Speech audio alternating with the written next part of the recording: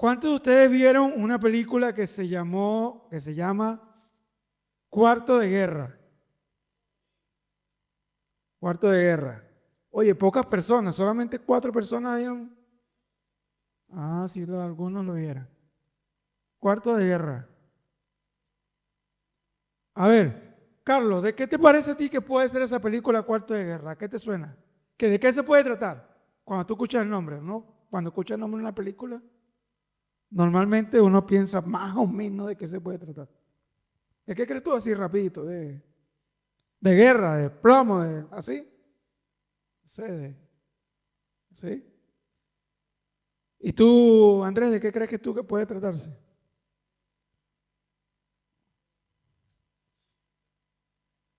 Una pelea, puede ser de un matrimonio, ¿verdad? Que esté en guerra y que todo el tiempo en ese cuarto pelea y pelea. Eso puede ser, ¿verdad? Pudo haber sido.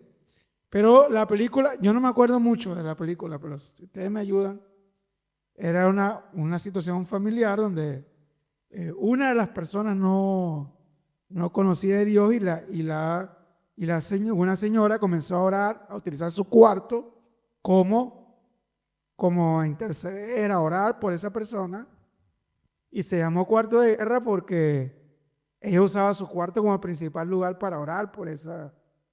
Sí, me deja así, ¿verdad? Era así la trama de la película. Muy bien.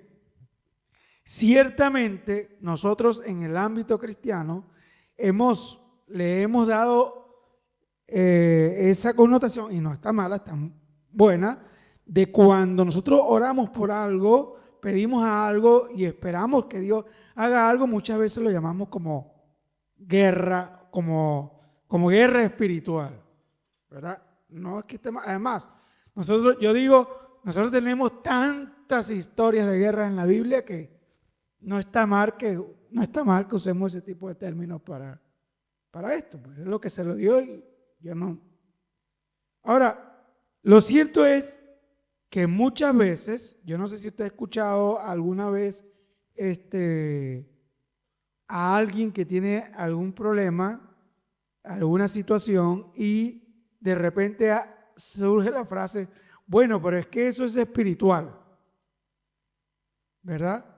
Cuando a usted y a mí nos dicen, vamos a suponer que Weiner tiene un problema, siempre tiene un problema, y de repente alguien dice, pero es que eso es espiritual. ¿En qué era automática? Bueno, yo le voy a decir, yo le puedo decir lo que yo pienso. ¿En qué piensa usted automáticamente? ¿En demonio? ¿En un espíritu? ¿Verdad? Ok, eso es lo primero que pensamos. ¿Ah? Que se separó de la vid. Ajá. Ahora, ajá, ok. Fíjense.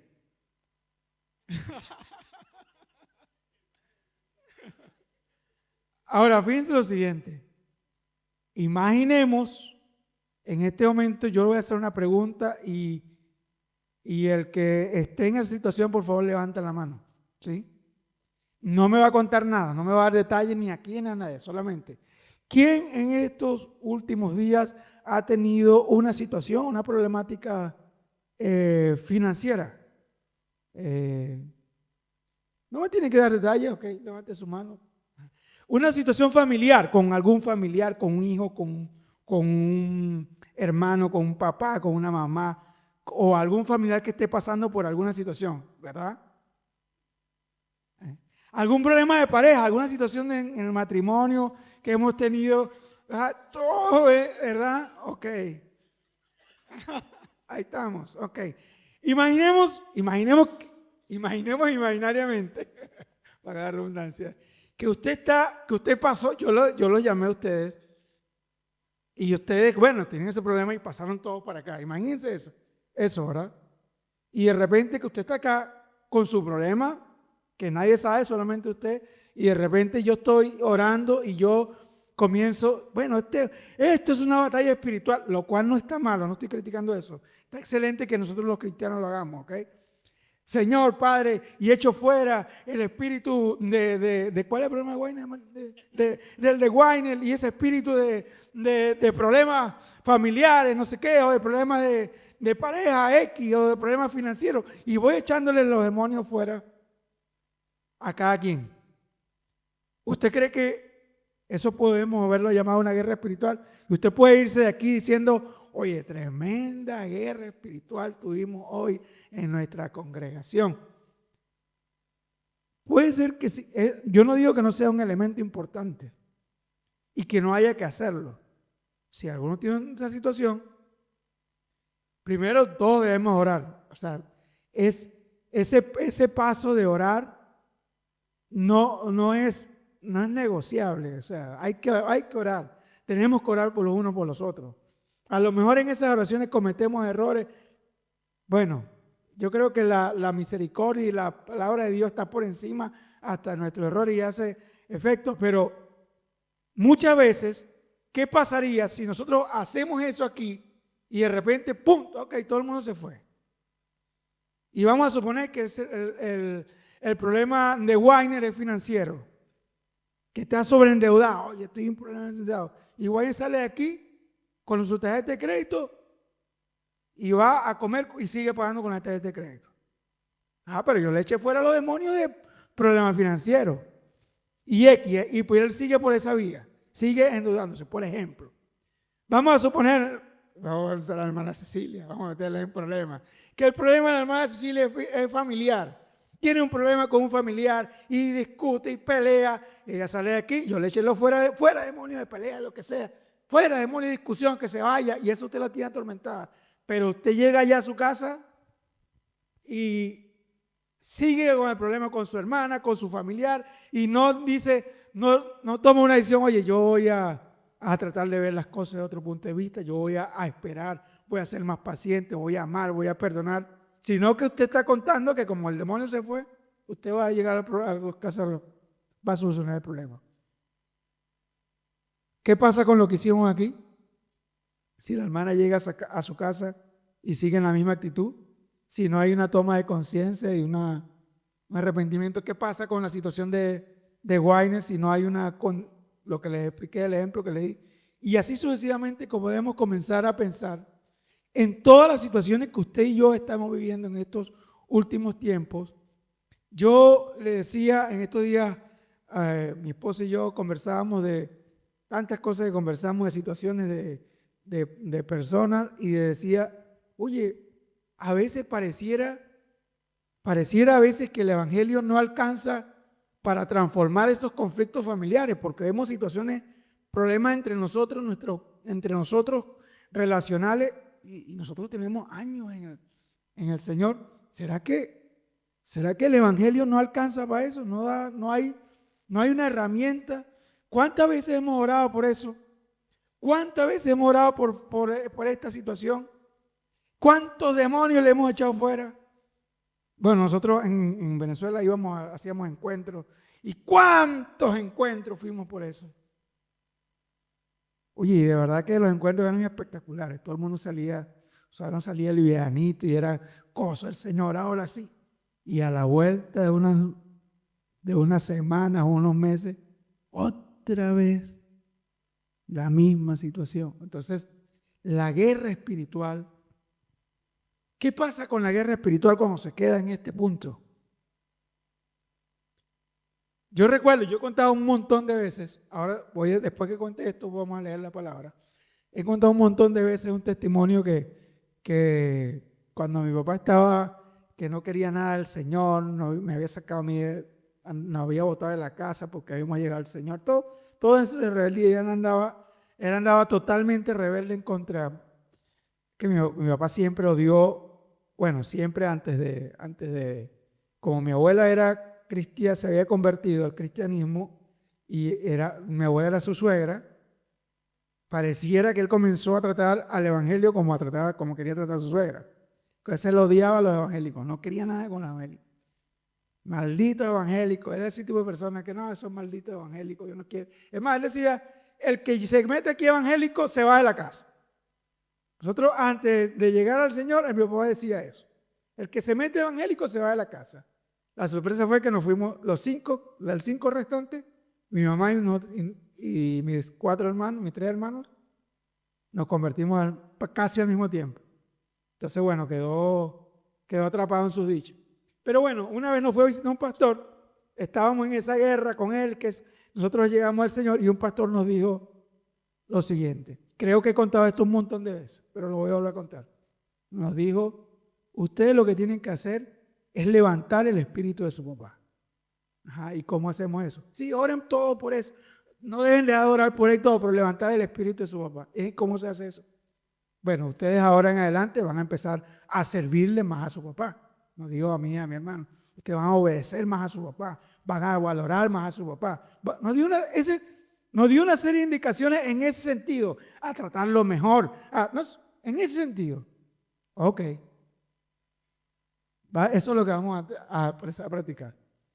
Y ese hermano, ese pastor, yo tengo años que no lo veo por ahí en las redes a veces.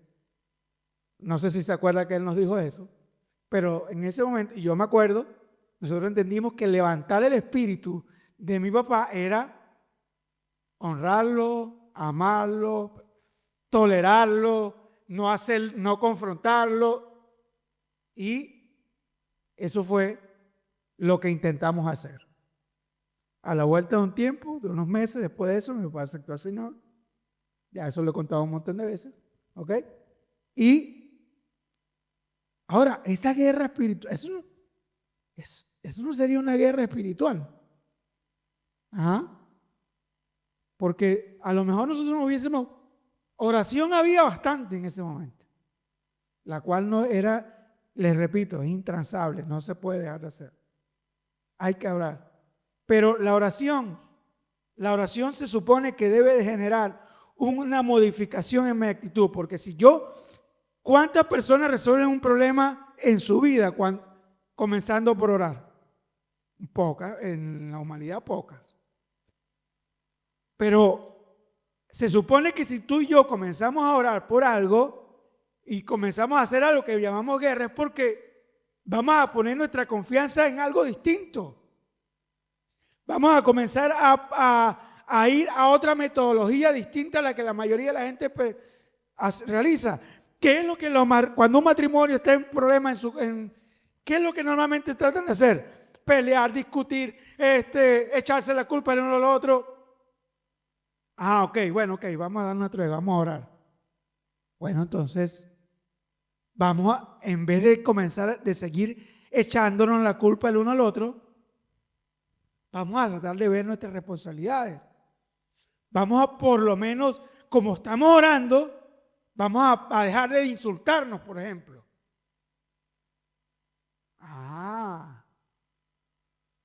¿Qué pasa si usted tiene un problema con una persona, con otro ser humano, su hermano, su primo, su tío, y ustedes de repente discuten mucho, se ofenden, y de repente usted dice, o a ella o él dice, no, ya está bien, no nos vamos a ofender más.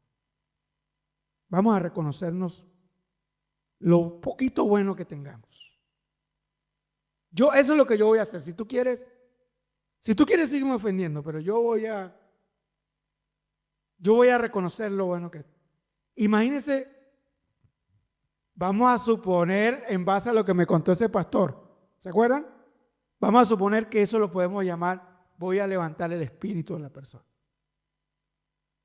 Se supone que si yo decido irme por el camino de la oración, es porque yo voy a cambiar mi estrategia de enfrentar. Ya yo no voy a depender de la forma como yo resuelvo, como la mayoría de la gente resuelve los problemas, como me enseñó mi mamá y mi papá. No.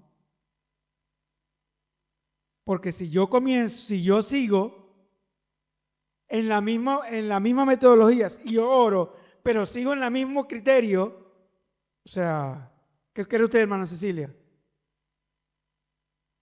Bueno, ok, ora, pero rómpete la rodilla, pues, o sea. ¿Verdad? Fíjense, en el libro de Romanos 6, ahora bien, ¿deberíamos seguir pecando para que Dios nos muestre más y más su gracia maravillosa? Es una pregunta que Pablo le hace, ¿verdad?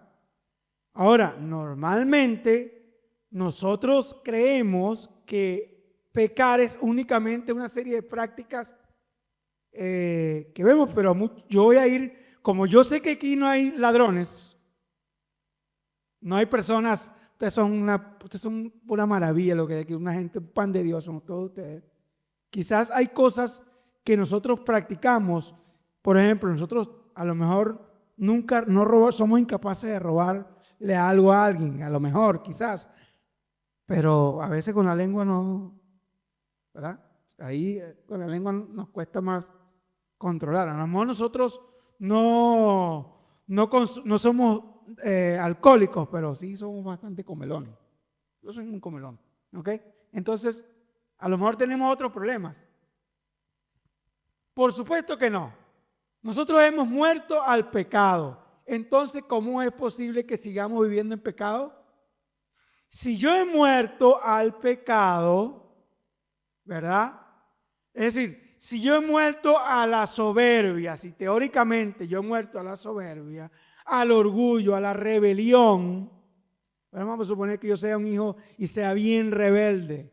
No, mi mamá, todo lo que mi mamá diga, no, hombre, tan cosota, comienzo.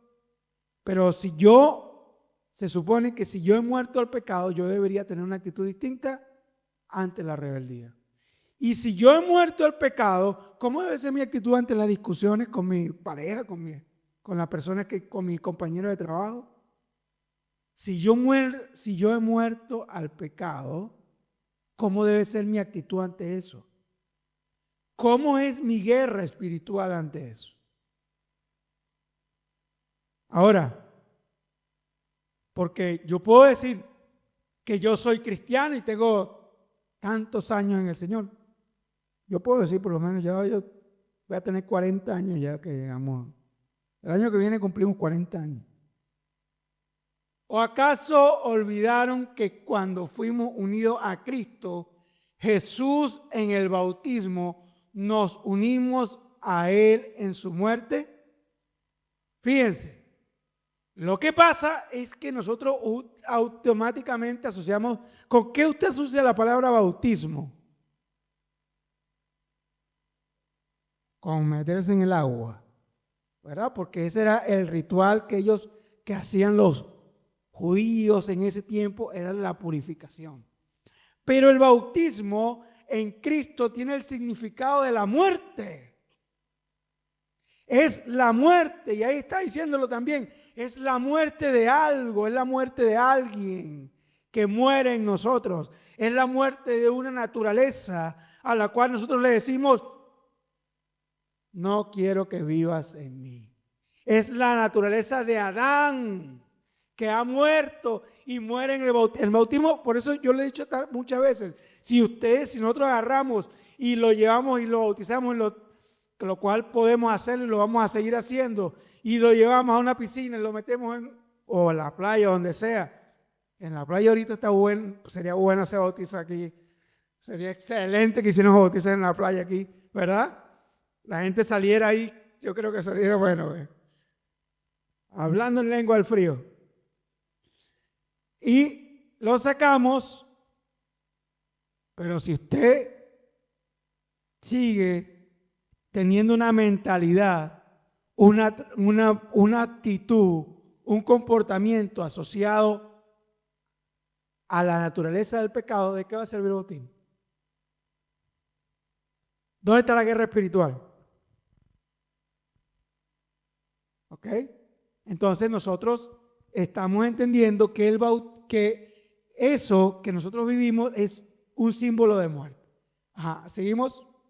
Pues hemos muerto y fuimos sepultados con Cristo mediante el bautismo, y tal como Cristo fue levantado de los muertos por el poder glorioso del Padre, ahora nosotros también podemos vivir una vida nueva. Una vida nueva. ¿Cómo se supone? Voy a hablar solamente de este punto, pero podemos hablarle de cualquiera, de muchos más. ¿Cómo se supone que se resuelven los conflictos en una vida nueva? ¿Cómo se supone que las situaciones en los trabajos se manejan en una vida nueva? Es decir, Nadie más tiene vida nueva, solamente te la tengo yo. Vamos a suponer. ¿Cómo debo actuar yo en vida nueva? En vida nueva. O sea, si los demás no obtienen vida nueva, entonces ¿cuál va a ser mi forma de vivir? ¿Cuál fue mi forma de guerra espiritual? Bueno, mis compañeros de trabajo, como ellos no hacen eso, yo tampoco, o sea. Pero ¿cómo se supone que lo debe hacer la vida nueva? ¿Cómo funciona la vida nueva? ¿Cómo resuelve el matrimonio la situación en la vida nueva? ¿Cómo resuelve en la familia? No sé, padre, hijo, madre, hijo, como sea. Los compañeros de trabajo, en las relaciones. ¿Cómo se hace en la vida nueva? ¿Cómo se maneja eso en la vida nueva? ¿Usted vive una vida nueva o una vida? ¿Usted puede tener guerra espiritual viviendo como en la vida vieja? Usted puede tener conflictos, por ejemplo, X tiene una situación de trabajo que el X, ¿usted lo va a resolver igual que en la vida vieja? Dado que fuimos unidos a Él en su muerte, también seremos resucitados con Él. Es decir, está hablando de que esa vida es un espíritu nuevo que está manifestándose con Él y en Él. Ahora, ¿usted tiene algún problema con alguna persona? No levante la mano. ¿Verdad? No levante la mano, ya levantamos la mano. ¿Tiene alguna situación, hay algo que le preocupa con alguna persona? Levante el espíritu de la persona, ¿no? Si va a orar por la persona, claro. No, hermano, entonces no voy a orar. No. Ore bastante, sí ore. Pero accione en el espíritu de la persona. Comience a transmitirle la vida del espíritu que Dios le ha dado a esa persona. Comience a transmitir eso. Porque si no, bueno, algún día.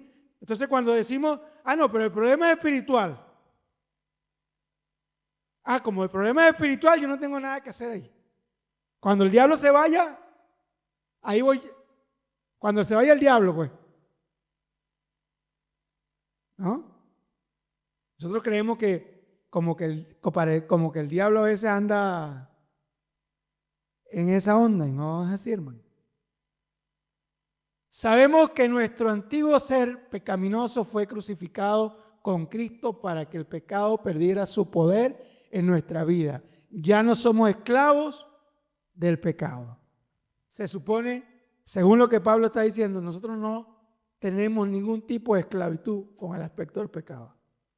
Pero a veces nos cuesta tanto separar nuestra vida de algunas cosas, de algunas prácticas, y entonces el pecado allí nos asedia.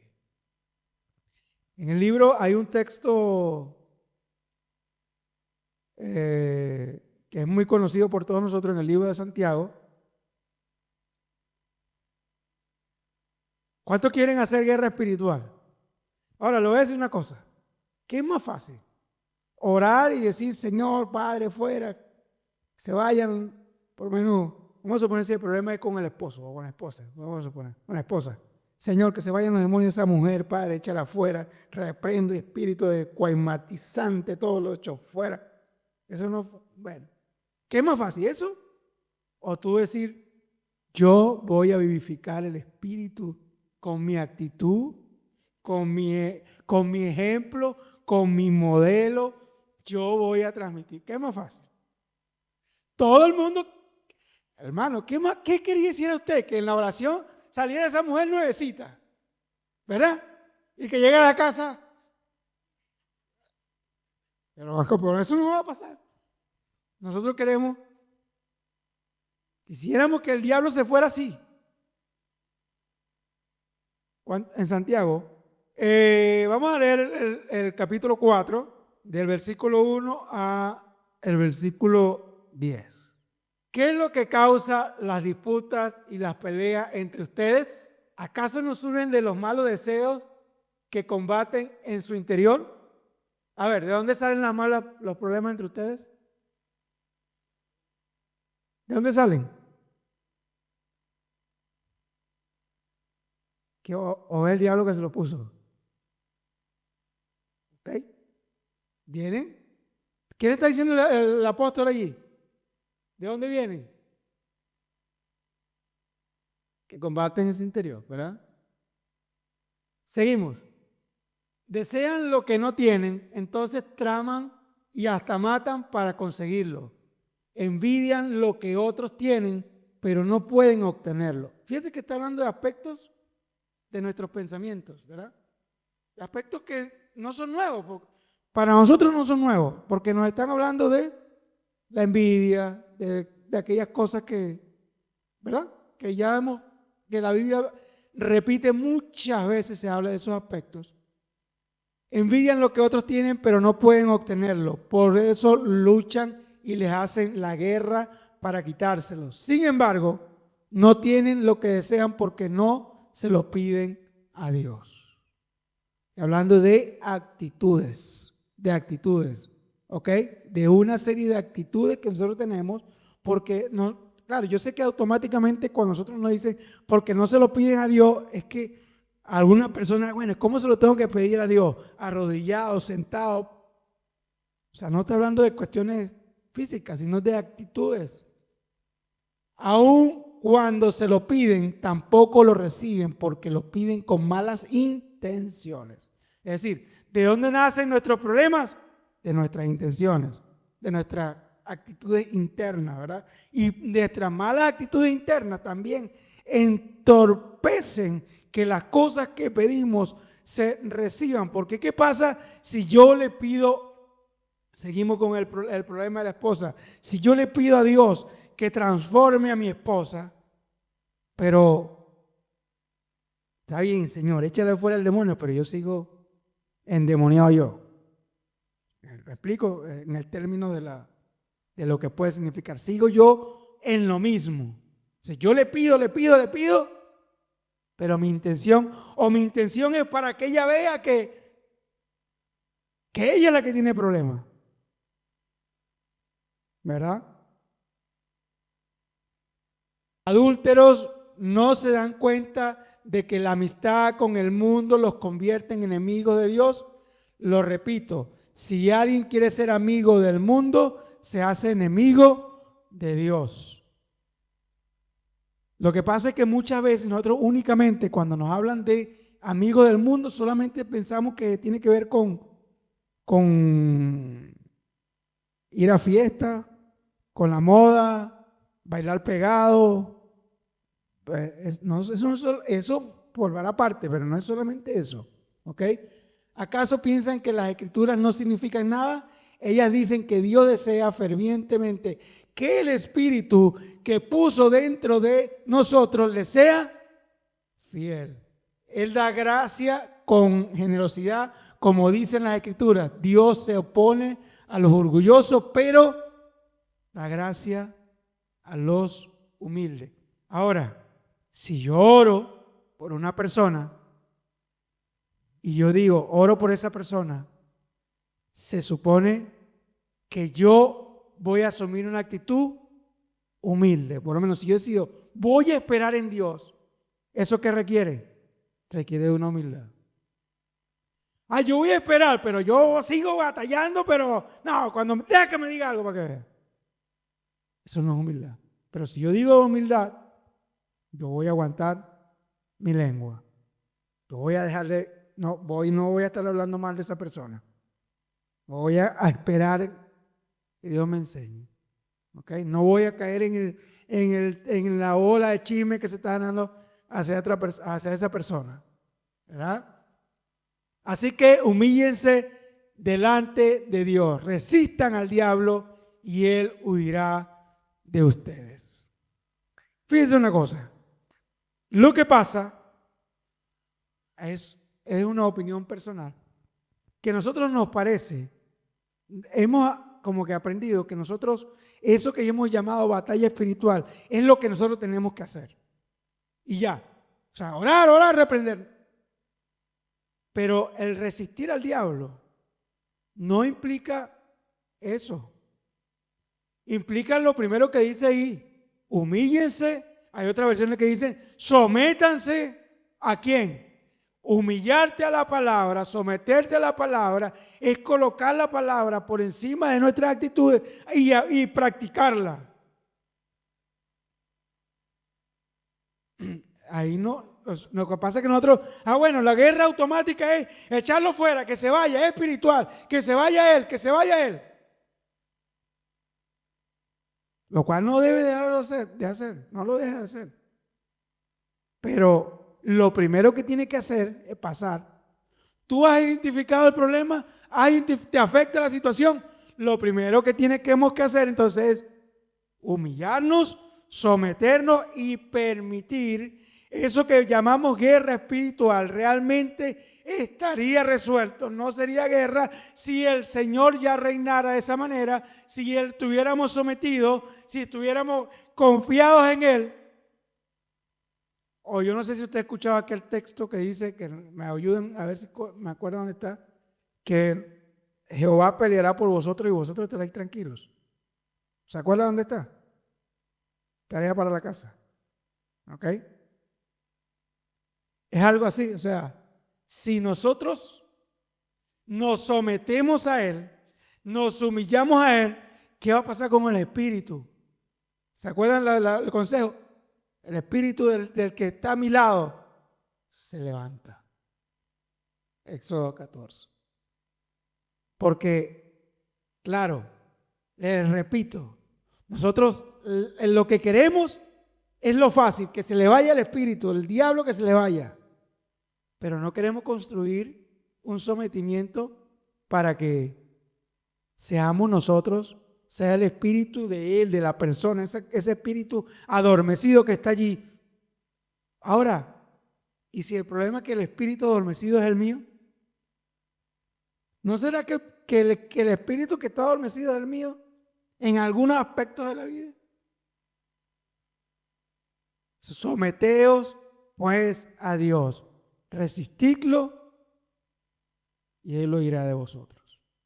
Nosotros normalmente tenemos la tendencia a tratar de echarle la responsabilidad a algo que sea externo.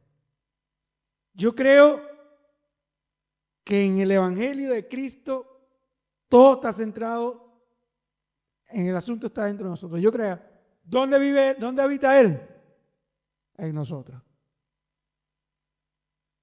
¿Ok? Creo que la situación está en nosotros, pero a nosotros nos gusta más que la responsabilidad sea de otro.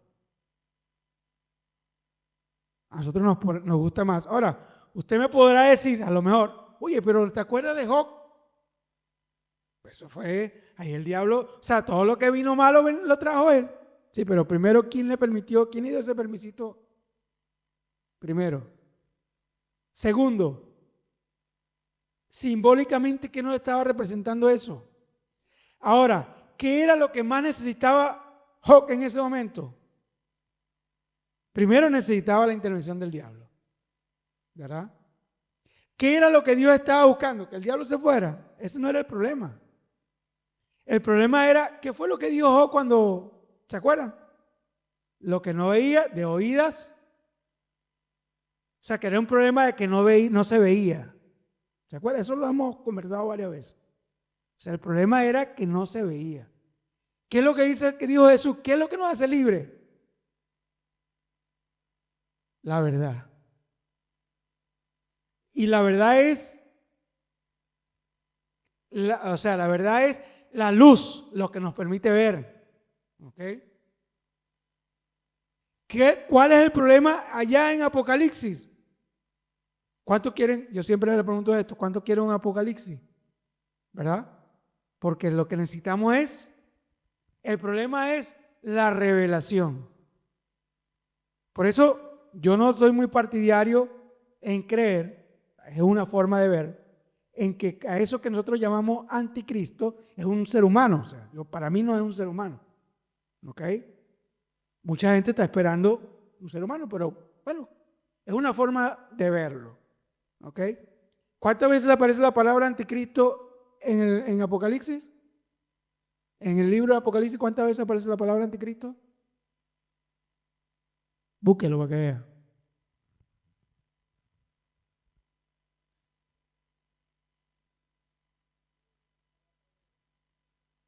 ¿Cuatro veces en dónde? En la Biblia, 4 veces. Y en el Apocalipsis no aparece nunca. Lo nombra Juan en sus 3 cartas. Lo que vio. Y a nosotros nos parece que todo el Apocalipsis se centra en el anticristo, pero no, para mí no. Para mí se centra en la revelación, en Cristo, ¿verdad que sí? En Cristo revelado.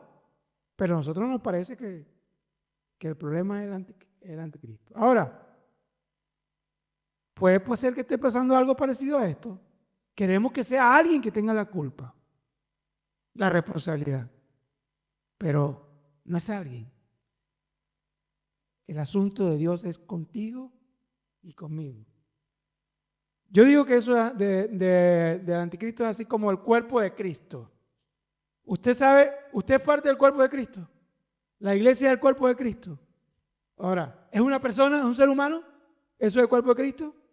No, no es un ser humano. ¿Usted piensa en un ser humano cuando dice el cuerpo de Cristo?